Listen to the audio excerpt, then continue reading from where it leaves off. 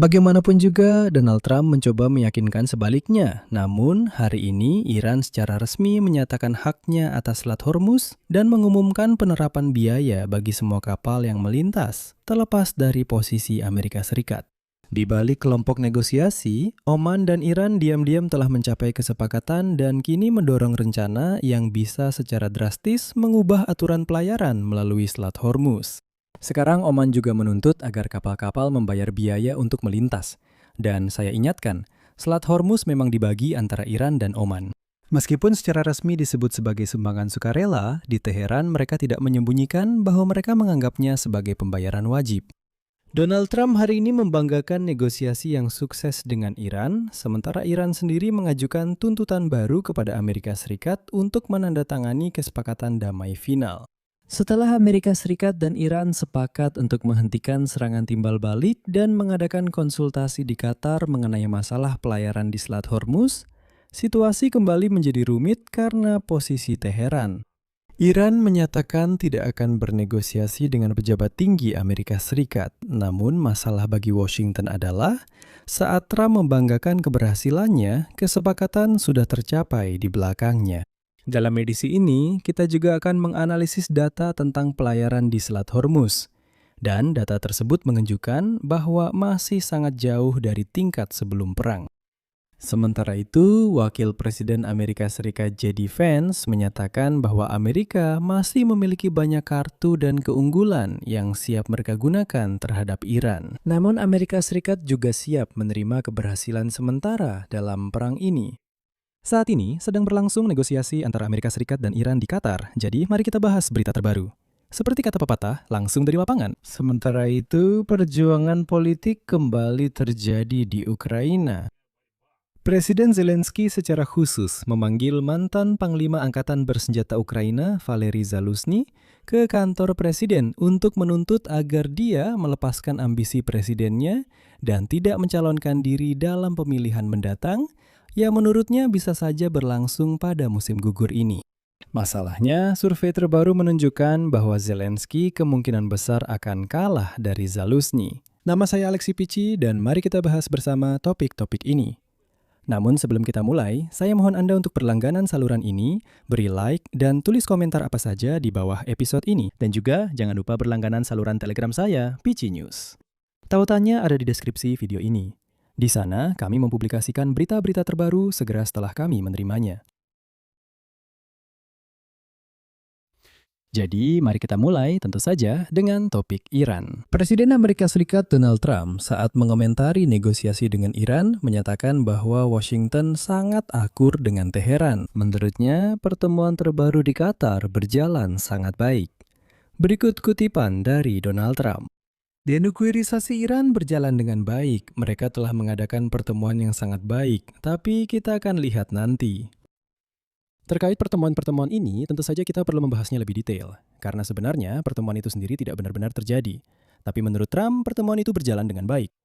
Perlu saya catat, pada hari Rabu, Amerika Serikat dan Iran mengadakan pembicaraan teknis di Doha. Kedua pihak membahas arus kapal melalui Selat Hormuz dan isu gencatan senjata. Pada hari Rabu, utusan Trump, Jared Kushner, dan Stephen Witkoff bertemu dengan Perdana Menteri Qatar, yaitu mediator dalam perundingan. Meskipun awalnya Trump mengumumkan akan ada perundingan langsung dengan Iran, namun perundingan langsung tidak terjadi. Dan justru keengganan pihak Iran untuk mengadakan perundingan langsung dengan perwakilan Amerika menunjukkan bahwa Teheran sedang menjalankan strategi dua jalur dan, bisa dibilang, jalur diplomatik paralel. Saya ingatkan, Iran pada hari Selasa menyatakan bahwa mereka tidak berniat mengadakan pertemuan dengan pejabat tinggi Amerika Serikat yang datang ke Qatar. Mereka adalah Witkoff dan Kushner. Sikap Teheran seperti ini mempersulit prospek tercapainya perjanjian damai jangka panjang antara kedua negara. Dan kini para pejabat Iran menyatakan bahwa sebelum membahas isu-isu yang lebih rumit, khususnya kemungkinan pembatasan program nuklir, kedua pihak harus menyelesaikan semua ketentuan rezim gencatan senjata yang telah disepakati 2 minggu lalu. Itu termasuk pencabutan sanksi, pencabutan blokade, pencairan aset Iran, dan sebagainya. Pernyataan-pernyataan ini menunjukkan bahwa Washington dan Teheran masih jauh dari mencapai kompromi mengenai poin-poin kunci, bahkan untuk kesepakatan kerangka kerja awal sekalipun. Kesepakatan itu mengatur bahwa Iran harus menghentikan pemblokiran Selat Hormuz sebagai imbalan atas insentif finansial. Setelah itu, kedua pihak akan memiliki waktu 60 hari untuk bernegosiasi mengenai penandatanganan perjanjian damai permanen. Nah, dari 60 hari itu, 2 minggu sudah berlalu. Menantu Presiden Amerika Serikat Donald Trump, Jared Kushner, dan utusan khusus Stephen Witkoff tiba di Doha untuk melakukan perundingan yang oleh Gedung Putih disebut sebagai pertemuan tingkat tinggi. Pada saat yang sama, otoritas Iran dan Qatar melaporkan bahwa perwakilan Amerika hanya akan berkomunikasi dengan para perantara, bukan langsung dengan pihak Iran. Dan menyebut ini sebagai pertemuan tingkat tinggi adalah tidak tepat. Dan disinilah bagian paling menarik dimulai. Iran sudah menyatakan menguasai Selat Hormuz. Pelayaran melalui Selat Hormuz sebagian telah dilanjutkan setelah perang dan belakangan ini. Namun, pejabat Iran menegaskan bahwa pengawasan terhadap pergerakan kapal akan dilakukan bersama dengan Oman yang terletak di seberang selat strategis tersebut. Selain itu, di Teheran diumumkan niat untuk mulai pertengahan Agustus tetap memberlakukan biaya untuk kapal yang melintas setelah berakhirnya masa negosiasi selama 60 hari. Dan faktanya, jika kita melihat pada nota kesepahaman, Teheran memiliki hak penuh untuk melakukan hal itu. Dan Trump telah menandatanganinya. Dan di sini saya akan mengutip pernyataan dari negosiator utama Iran, Muhammad Bagher Ghalibaf. Kedaulatan atas Selat Hormuz dimiliki oleh Iran dan Oman, dan lalu lintas di selat tersebut diatur oleh kesepakatan yang ditetapkan oleh Iran. Dan meskipun ada ketidakpastian ini, harga minyak tetap turun setelah peristiwa akhir pekan, ketika Amerika Serikat melancarkan serangan terhadap fasilitas militer Iran sebagai tanggapan atas serangan drone terhadap kapal-kapal komersial. Oh, dan Iran juga menyerang pangkalan militer Amerika di Kuwait dan Bahrain. Pada saat yang sama, konferensi PBB tentang perdagangan dan pembangunan memperingatkan bahwa bahkan setelah pasar energi stabil, ekonomi yang paling rentan masih bisa sangat menderita akibat kenaikan harga pangan dan bahan bakar. Mereka mengatakan bahwa semuanya tidak akan pulih begitu saja. Ini akan memakan waktu yang sangat lama. Perang sudah menyebabkan percepatan inflasi global. Itu yang disampaikan dalam konferensi. Dan ini juga meningkatkan tekanan politik terhadap Donald Trump menjelang pemilihan paruh waktu Kongres Amerika Serikat pada bulan November, di mana hasilnya akan menentukan siapa yang mengendalikan lembaga legislatif Amerika Serikat. Donald Trump sendiri dan Menteri Keuangan AS Serikat, Scott Bessent, telah meminta para penjual bahan bakar di Amerika Serikat untuk menurunkan harga bensin. Mereka bilang, lihat saja harga minyak sudah turun, jadi kalian harus menurunkan harga bensin juga.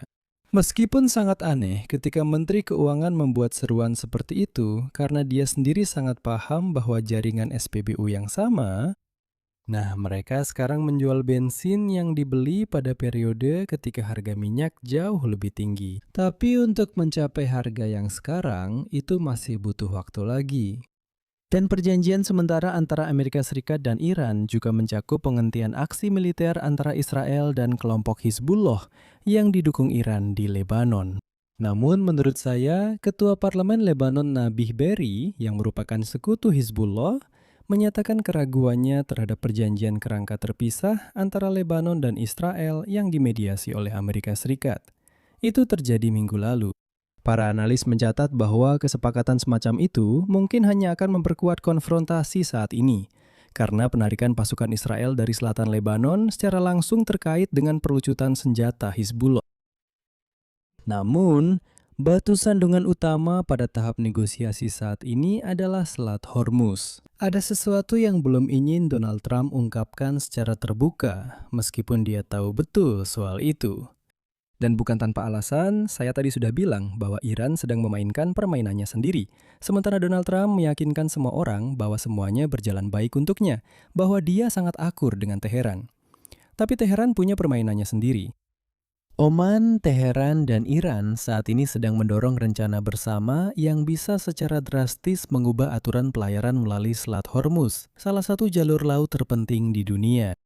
Setelah Perang Amerika-Iran berakhir, justru Muscat yang mengusulkan untuk memberlakukan biaya penggunaan selat tersebut. Dan meskipun secara resmi di Oman dikatakan bahwa ini adalah iuran sukarela, di Teheran tentu saja tidak menyembunyikan bahwa mereka menganggapnya sebagai pembayaran wajib. Katanya, pembayaran. Sukarela, tapi kalau Anda tidak membayarnya, Anda tidak akan bisa melewati selat itu. tapi tidak ada yang memaksa siapapun, semuanya bersifat sukarela. Sekarang saya akan jelaskan bagaimana skema ini akan berjalan. Seperti yang terungkap hari ini, Oman bahkan sudah menyampaikan kepada Amerika Serikat dan Sekutu Barat lainnya tawaran resmi tentang mekanisme baru penggunaan Selat Hormuz. Menurut dokumen tersebut, perusahaan pelayaran harus membayar iuran untuk menjamin keamanan pelayaran di selat ini. Pihak Oman menegaskan bahwa pembayaran ini bersifat sukarela dan bukan merupakan biaya klasik atau biaya transit.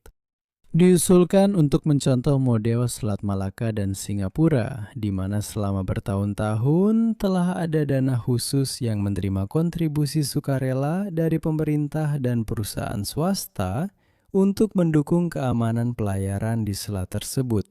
Namun, pihak Iran menafsirkan kesepakatan tersebut secara berbeda.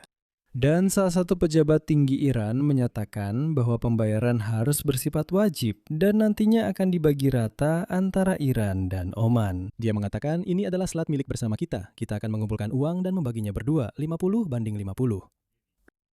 Penting untuk diingat bahwa sebelum perang antara Amerika Serikat dan Iran, Selat Hormuz tetap terbuka, yang merupakan jalur laut internasional penting di mana kapal-kapal bisa lewat secara gratis. Hal itu berlangsung selama beberapa dekade dan ternyata di sana cukup aman. Tapi itu sebelum Donald Trump memutuskan untuk menyerang Iran. Namun, selama pertempuran, Iran secara efektif mengambil alih kendali atas selat tersebut dan memblokir pergerakan kapal. Hal ini menyebabkan lonjakan tajam harga minyak dunia yang seperti Anda ingat melebihi $100 per barel. Dan harga bahan bakar pun naik di banyak negara di dunia. Setelah perang berakhir, Teheran telah berulang kali menyatakan bahwa mereka berniat menggunakan kendali atas selat tersebut sebagai alat ekonomi. Menteri Luar Negeri Iran Abbas Araghchi sudah menyatakan bahwa Selat Hormuz tidak akan pernah kembali ke status sebelum perang, di mana pelayaran sepenuhnya gratis. Ya, seperti kata pepatah, dulu memang ada masanya. Lalu datanglah Trump. Namun, Washington sama sekali tidak mendukung upaya apapun untuk memonetisasi jalur pelayaran melalui Selat Hormuz. Tapi, kalau saya bocorkan dulu, bisa saja terjadi bahwa pendapat Washington tidak akan didengarkan. Menteri Luar Negeri AS Marco Rubio menyatakan bahwa Amerika Serikat menentang segala bentuk pembayaran apapun namanya. Bea, pungutan, atau sumbangan sukarela. Katanya, kami tidak peduli apapun namanya, tetapi jalur pelayaran harus tetap gratis. Sebelumnya, Presiden Amerika Serikat Donald Trump juga menyebut gagasan untuk memungut biaya atas pelayaran kapal melalui Selat Hormuz sebagai hal yang tidak dapat diterima. Bahkan pada musim semi lalu, Donald Trump sempat mengancam Oman dengan konsekuensi militer jika negara itu mendukung inisiatif semacam itu. Meskipun demikian, para negosiator Amerika tetap melanjutkan konsultasi dengan Muscat dan berharap dapat menemukan kompromi. Artinya, sekarang sudah tidak ditolak lagi. Sekarang mereka bilang, dengarkan, ini bukan hanya Iran yang menginginkannya. Oman juga menuntut hal ini, jadi mari kita coba untuk mencapai kesepakatan. Begini saja, kalau kalian belum paham, saya akan tegaskan lagi. Iran sekarang sudah sepakat dengan Muscat dan membebankan semua pekerjaan kotor ini ke pundak Oman. Seolah-olah bukan mereka yang begitu aktif mendorong ide ini. Sekarang ini adalah idenya Oman. Jadi memang harus ada kesepakatan. Dan sekarang Menteri Luar Negeri Oman Badar Al-Bulbek menegaskan bahwa negaranya tidak mengusulkan untuk memberlakukan biaya khusus untuk transit karena itu akan bertentangan dengan hukum internasional. Jadi orang Oman bilang, dengar, tidak ada pembayaran wajib apapun. Sebagai gantinya, menurut beliau, yang dimaksud adalah pendanaan layanan untuk menjamin keamanan pelayaran, penanganan kecelakaan, dan perlindungan lingkungan. Saya tidak akan mengulang lagi bahwa sebelum perang semuanya berjalan, semuanya normal. Sekarang ternyata untuk semua itu dibutuhkan uang. Jadi Al-Busaidi menekankan bahwa menjaga selat tetap dalam kondisi aman memerlukan biaya yang besar. Tapi intinya adalah satu-satunya ancaman di Selat Hormuz adalah Iran. Dan justru Iran bersama Oman yang akan mengumpulkan dana untuk melindungi kapal-kapal dari ancaman Iran itu sendiri. Absurd? Tentu saja. Namun skema seperti itulah yang sedang didorong oleh kedua negara saat ini. Para diplomat Eropa mengakui bahwa mereka tidak menyukai ide pembayaran baru itu sendiri. Namun, saat ini tugas utama adalah merancang mekanisme yang bisa diterapkan tanpa bertentangan dengan hukum internasional. Sekretaris Jenderal Organisasi Maritim Internasional Arsenio Dominguez menyatakan hari ini bahwa segala bentuk pungutan wajib akan dianggap ilegal. Pada saat yang sama, dia membuka kemungkinan pembentukan dana sukarela jika dana tersebut beroperasi dengan cara yang mirip dengan Selat Malaka. Jadi, secara umum, di Eropa tidak menentang pemungutan biaya untuk kapal yang melewati Selat Hormuz. Hanya saja mereka sedang mencari cara untuk menamainya agar tidak terlihat seperti pungutan liar. Dan jika mereka menemukan caranya, yang sebenarnya sudah mereka temukan, kemungkinan besar Amerika tidak akan bisa menentangnya.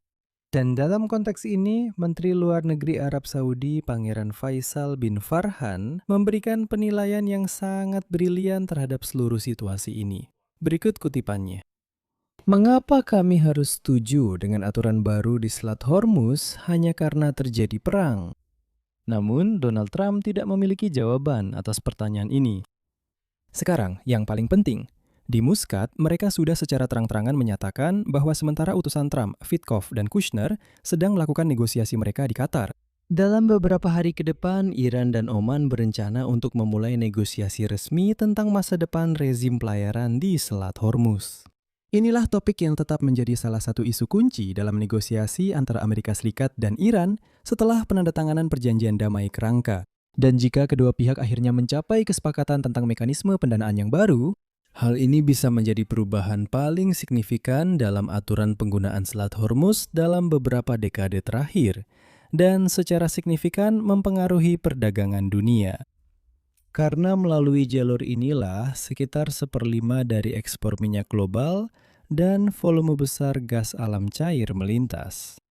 Ngomong-ngomong, menurut data dari layanan Marine Traffic, lalu lintas kapal di Selat Hormuz secara bertahap meningkat. Kemarin tercatat ada 34 penyeberangan, namun angka ini masih jauh dari rata-rata sebelum perang yang mencapai sekitar 100 penyeberangan setiap hari. Meskipun arus kapal meningkat, masalah keamanan tetap ada, yang omong-omong akan diasuransikan oleh Oman dan Iran. Pusat Informasi Maritim Terpadu pada Selasa malam menyatakan, kutipan, tingkat ancaman keamanan maritim di Selat Hormuz telah dinaikkan menjadi signifikan, bahaya ranjau tambahan masih ada, dan operasi pembersihan ranjau masih berlangsung. Kapal dagang melewati selat baik melalui koridor Oman Selatan, koridor Iran, maupun jalur utara yang dikendalikan oleh Iran. Dan yang lucu adalah, menurut nota kesepahaman yang ditandatangani oleh Donald Trump pada 17 Juni, Amerika Serikat memiliki waktu hingga 19 Juli untuk sepenuhnya mencabut blokade angkatan laut di pelabuhan-pelabuhan Iran. Dan Iran, seperti yang diharapkan, sebagai balasannya akan berusaha semaksimal mungkin untuk memulihkan arus barang ke tingkat sebelum perang dalam periode yang sama. Namun, hal itu disebutkan dengan jelas tidak dijamin. Artinya, Amerika Serikat wajib mencabut seluruh blokade, sedangkan Iran akan berusaha untuk mencabut blokadenya juga. Dan menurut analisis dari Tanker Trackers, setelah pencabutan blokade secara resmi yang dilakukan Amerika Serikat 2 minggu lalu, Iran telah mengekspor sekitar 50 juta barel minyak mentah. Sementara negara-negara lain di Teluk Persia mengalami kesulitan dalam mengatur ekspor mereka sendiri. Karena saat ini Teluk Persia dipenuhi oleh kapal-kapal tanker yang tidak bisa keluar dari Selat Hormuz. Hari ini sebuah kapal tanker besar juga kandas di sana, sehingga menutup sebagian selat itu. Dan inilah jebakan utama yang menjerat Donald Trump. Dalam perjanjian tanggal 17 Juni, tidak dibahas apakah Iran pada akhirnya akan mempertahankan kendali atas Selat Hormuz. Di sana tertulis dengan jelas bahwa kapal-kapal hanya dapat melewati secara gratis selama 60 hari, sementara Iran dan negara-negara tetangganya di Teluk Persia akan merundingkan perjanjian baru mengenai Selat Hormuz. Dan itu berarti Iran mungkin diizinkan memungut biaya. Dan kita bisa melihat ke arah mana negosiasi ini berjalan. Sementara itu, Wakil Presiden Amerika Serikat J.J. Vance mencoba mengatakan sesuatu kepada kita, tapi terus terang, saya sendiri tidak mengerti apa yang sebenarnya ingin dia sampaikan. Mungkin Anda bisa memahaminya. J.J. Vance menyatakan bahwa dalam negosiasi dengan Iran, masih banyak kartu yang harus diletakkan di atas meja.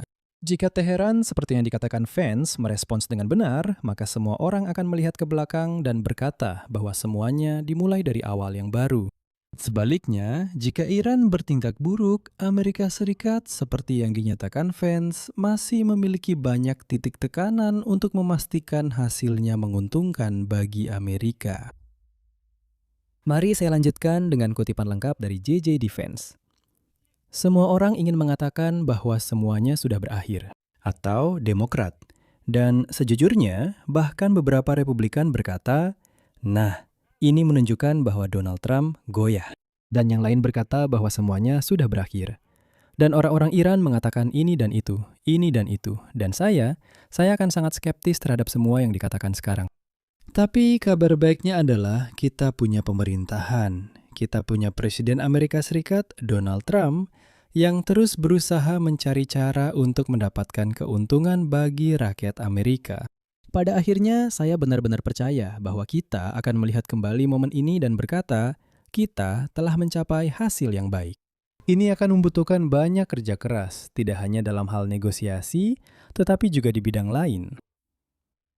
Jadi teman-teman, jika kalian paham kartu apa lagi yang dimiliki Donald Trump terkait Iran dan kapan dia akan memainkannya, berdasarkan pernyataan J.D. Vance ini, silakan tulis di kolom komentar. Karena saya sudah mendengarkan pernyataan Vance ini beberapa kali, dan tetap saja saya tidak mengerti kemana arahnya. Dia bilang kita punya presiden yang sangat-sangat hebat yang, perhatikan, terus-menerus berusaha mencari cara untuk mendapatkan keuntungan bagi rakyat Amerika. Berusaha mencari tahu. Jadi sejak awal, dia memang tidak punya strategi apa-apa. Saat dia memulai perang, apakah dia tahu kemana dia terlibat?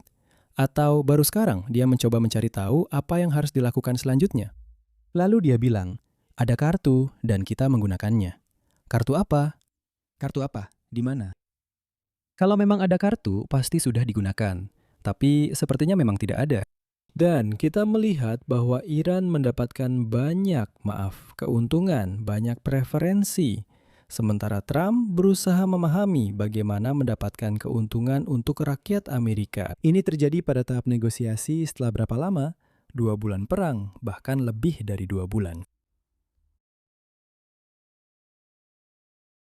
Dan merangkum masuk hari ini, 1 Juli, saya tidak bisa melewatkan berita politik khas Ukraina.